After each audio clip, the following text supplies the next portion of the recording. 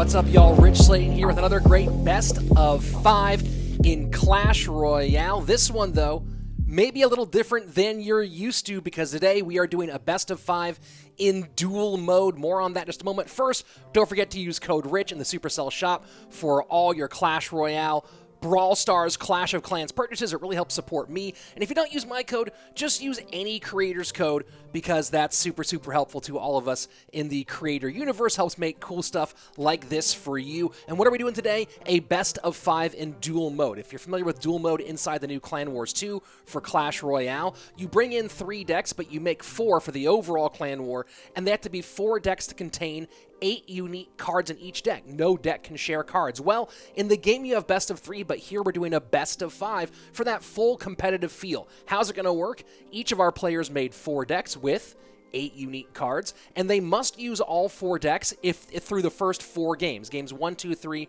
and then 4 if necessary. If we go to a game 5, they can use any of those 4 decks or a 5th deck with completely brand new cards they haven't used yet in the previous 4 decks. So going to be crazy to see how they use that information as time goes on to select the decks they make as they go from game to game to game. And who are we playing with today? It's going to be Carter, formerly of NRG and Tribe Gaming, against SB, formerly of Talon esports in CRL Asia. Let's waste no more time. Jump right into it. Oh yeah, subscribe to the channel. That's also a good thing to do. Okay, here we go. Let's jump into it. Our best of 5. First one we're trying out, dual mode BO5, Carter against SB. Let's go. So here we go. Carter, bottom of your screen, SB at the top of your screen. As you can see on the right, I have decks played. Right now it just says decks played because we haven't seen any decks yet. But of course, we will see those decks as time goes on. And keep in mind that we'll get more information. And that's the big thing about this duel mode, is that each player will get more information about the other as time goes on. The more games played, the more you know what they do and don't have available. And SB pulling out Wizard and Minion Horde, 2 rarely seen cards in the opening deck of the game, so opening deck of the match. So interesting. This is going to be curious to see how the matchup plays out itself, but then also, it doesn't give Carter as much information as he might want for games 3, 2, and beyond, right? Because what other decks was SB going to play, and he's playing Sparky? Oh my lord. So either going to be Goblin Giant or Giant here, probably Giant, with how heavy the Wizard and Minion Horde are, but we'll see. Who knows? Could be Giant Skeleton with what we've seen so far. Could be Giant Skeleton Clone. Who knows what SB's doing? This is bananas. Okay, so it is Giant. So Carter's given a lot of information so far. He's playing double bait, right, which means he's not playing a second bait deck. He's not going to be playing Mortar Skeleton Barrel bait at some point. Not going to be playing traditional log bait. And ooh, Sparky connection on the left-hand side. Big damage for SB in game number 1. And Carter's given a lot of information, right? He's essentially taken 2 potential decks off the board for future games between the Mortar Skeleton Barrel deck, which you could have played a variation of, and a different log bait deck with doing double bait as 1 deck. On the other side of it, SB hasn't taken as much out of the equation right now. You know, Sparky's not really in a lot of different things. Rage obviously isn't. This deck choice from SB is actually really compelling, especially if he gets the win in this one, which, oh my gosh, a pump. All right. Carter immediately goes hard in the opposite lane, and there's no spell out of SB here, so this could be difficult to deal with. That's going to be a lot of damage, and you see why Carter just overloaded that right-hand side. Only 45 seconds left here in double elixir, and he's going to do the same thing again. He's going to continue to pound that right-hand side. That's what he has to do, and there's no spell here for SB. Probably going to go with a Wizard in the back to try to contend with this Skeleton Barrel is my guess. And Wizard goes a little bit too far, and that's going to be tower down on the right-hand side. Just like that, Carter battles back. He is in the lead, but one big caveat. Giant, Wizard, and Sparky on the left-hand side. Gonna have to, can he get to Fireball in time before this tower gets shredded? No, he can't. Tries to pick things up. So a really weird deck choice here from SB. Carter getting caught a little flat-footed here. Nearly was able to get it back, but just a little bit unfortunate here for the American against the Brit. And we'll get stats in here in just a second. Let's go take a look at the stats as they are powered by Royale API. And we'll go ahead and get our first decks up on our overlay in just one moment, and we're going to be doing this. We're going to be taking a look at all the decks that we see as they are played. It's going to give us a lot of information, and the information that both we'll have and also that the players will have as they look at each other and make deck choices as time goes on based on what they've already seen from their opponents. And that's, I think, the really compelling thing about duel mode overall, right? Is that each game that you play within the duel gives you more information about the next game. So we'll, of course, see how they make their choices. They do already have their 4 decks planned, but we'll see how they make their choices as time goes on. So there you go. Log off the board for Carter, Fireball off the board for Carter. What does that open up for SB? And on the other side, Carter playing against a bunch of cards he probably didn't expect to see in this one, except for maybe the Sparky, the Rage, the Dark Prince, but the Wizard, the Minion Horde. A lot of crazy stuff here in game number 1. So let's go ahead and jump into game number 2 of our best of 5. Let's go. And as you can see on the right-hand side, I have updated the decks that we've seen so far. And you better believe that Carter and SB have this information in front of them as well, keeping track of what they've dealt with. Carter going with the Miner to the safe spot because he hasn't seen NATO yet. And Poison for SB. So if Carter has Graveyard as one of his decks, that could get very interesting as time goes on. And maybe SB predicting Graveyard in the second one. And it's Graveyard for the Brit himself. And it's Poison not in cycle, Barb's right in response. And if he has Heal Spear in here, which with the Miner doesn't feel like it, but, I mean, Barbs are a fine response to the Graveyard. Skeleton Dragons, especially with Heal Spear behind, of course, are a great response. And here we go. It's Lava Miner Barbs. So Carter going central meta, SB going back to the meta in game number 2. And Carter has to expect that he's up against NATO here, having seen Graveyard, Ice Wiz.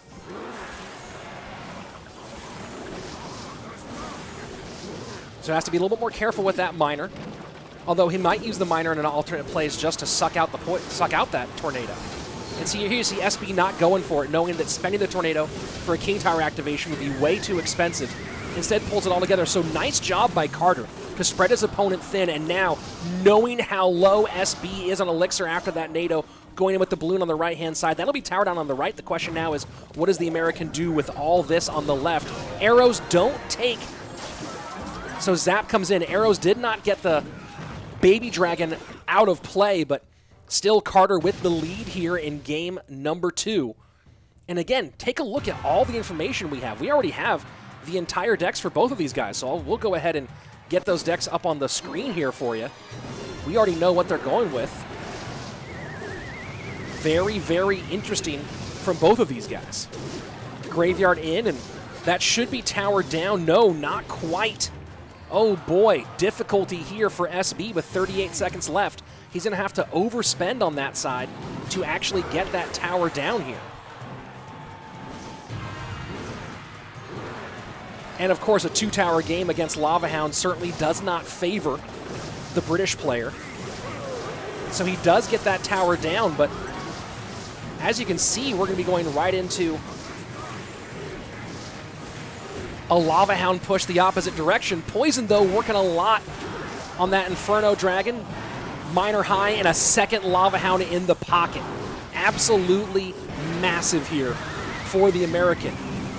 Arrow Zap, though, and keep an eye on that. There has been more Arrow Zap with Lava Hound lately, and I think it's because duels have been having that effect overall. And there you go. Barbs will clean this up, but will also get cleaned up by that Poison. Final minute 40. Carter ahead by a little bit and does have more on the board. How does he stop this next Graveyard push, though? He can't go for a tower trade here. That's craziness. Goes for a little bit of tankage. He's going to arrows or zap this off. Goes ahead and arrows it. Nice control there by Carter. And this is the situation you see when it's with the King Tower activated. 2-tower game. The amount of benefit that Carter gets from that King Tower being active at this stage just makes it almost impossible, and that balloon's going to escape, get all over the tower, and that's going to be game number 2 going to the American. GG, well played we're all tied up now at 1-1. And again, before we go to the post-game stats, we already had the all the decks up here. Look at what we know so far, right? Fireball, Log, Arrows, and Zap all out for Carter, meaning most likely Poison is going to be in one of the next 2 decks and maybe in the next deck. SB just played Graveyard. So the question is, what does Carter have left in his decks? And on SB's side, now probably his next deck will go Fireball or Log, maybe EQ as a possibility as well. Let's go ahead and take a look at the post-game stats for this one. And as you can see, pretty solid matchup here for Carter against Graveyard. 8 of 8, meaning this is a precise matchup between these two. And that's a 77, that's almost an 80-20 matchup for the American. So really, really good choice. And again, how do they use the information as we go into our next one? Let's go ahead and jump into game number 3. We are all tied up at 1-1. And SB going Miner. We haven't seen NATO from Carter yet. Easy Ice Spirit Knight combination to pick that one up. And Carter calling, or SB calling good game already. Looking at the cards he hasn't faced, and that could have been, you know, Ice Spirit and Knight could have been Expo, but looks like it's going to be Hog EQ instead. Not Hog Triple Spell, because of course we've already seen the Log, and Triple Spell in dual mode is a little bit of an overcommitment with your spells. Miner, Wall Breakers, huge connection on the right hand. And SB out to a very, very big lead early on. Of course, Mega Knight now out of cycle for the Hog Rider. And you're going to see the Hog come right behind. Hunter going to take his first shot at the Knight. That's going to be a couple of big shots here from the Hog Rider. Still, it is SB with the lead as the first minute of gameplay passes. And Fisherman Hunter. Interesting combination with the Miner MK Wall Breakers. SB so far showing some looks that are a little bit off-center of the meta, whereas Carter might be changing out a card here or there, but is still going with pretty much central meta concepts. Oh, and the Zap. Maybe a little overplay on the Zap. A Wall Breaker still connects, though, for SB. Miner in. A nice pull on the Knight to keep it from crossing. Not really sure what the efficacy was of that. Mega Knight should be in tow. There we go. So we are going to go to a game number 4 for sure. Don't know if we'll go to a game 5 yet, obviously, but we are definitely going to go to a game number 4. And we're going to go to a game 4 with SB having a ton of options, right? Of course, he already has built the deck, but he has a ton of options going into game number 4. Wall Breakers to the left-hand side. Easily cleaned up. Good positive trade there for Carter. It's +1, but still valuable. And the Hog in behind the EQ. Hunter a little low here, so has to bring the Mega Knight out as well. Does prevent the damage. Carter leaking a bit here. SB has a lot of damage on that right-hand side. And Carter just trying to slow everything down, make a little bit of room. This is going to really stretch him thin, though. EQ and the Ice Spirit doesn't get the Wall Breakers. They're going to connect. That's tower down. And SB takes game number 2. And you see Carter not able to play Triple Spell. You know, he probably would have played Hog Triple Spell if he'd had the ability to do so, but because of the rules of this matchup, unable to actually play Triple Spell. So take a look at what we have here. It's going to be a Hog Cycle variation out of Carter with the Skeletons and Ice Spirit. Normally Ice Spirit would be out and Log would be in. And this matchup against Wall Breakers, of course, having 2 options to stop that, the Wall Breakers would have been really, really valuable. Doesn't have it here. And you gotta like that choice from SB to go with the Miner MK Wall Breakers deck in that situation. Maybe because he knew the situation he was facing, right? Knowing that he probably wasn't going to be up against the kind of spell support, and maybe the building situation as well.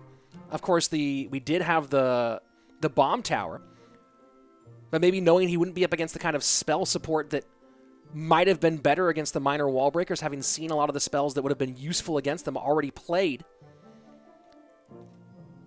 So here we go. Let's jump into our fourth game now, with an advantage going to the Brit. And of course, he is now up 2-1. So Carter probably playing Poison and an aggressive Royal Giant to open right into a Barb Hut. Barb Hut, solid counter for Royal Giant.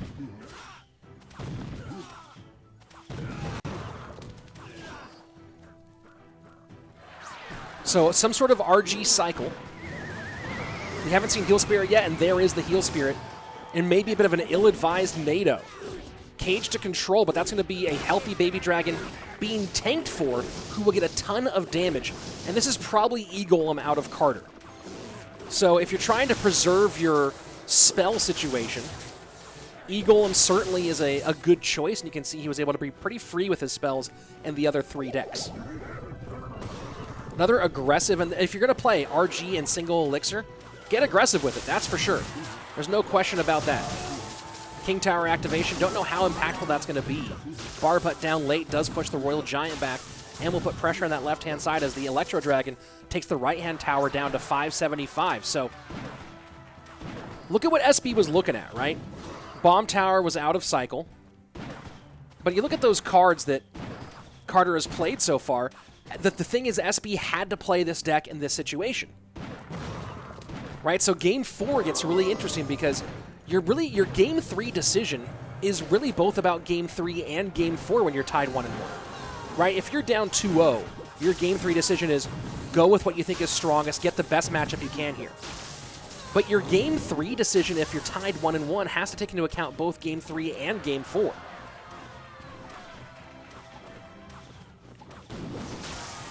And this E-Golem Battle Healer deck is going to absolutely shred at this stage. Fireball down, but that Heal Spirit is going to heal a lot of that up. And that is a ton of damage on King Tower. RG opposite direction. Carter should have Barb Hut. Does he have the... Yes, he has it there in cycle. But no big spell to deal with 4 Skeleton Dragons. So this is going to be really hard for Carter to contend with here. Electro Drag trying to slow him down with the Baby Dragon. And really, really smart overall construction. But 2 Royal Giants, this has got to be it. SB gonna take this one. Carter stuck in kind of a hard spot in the 4th and final game. And that's gonna be a 3 crown for the Brit.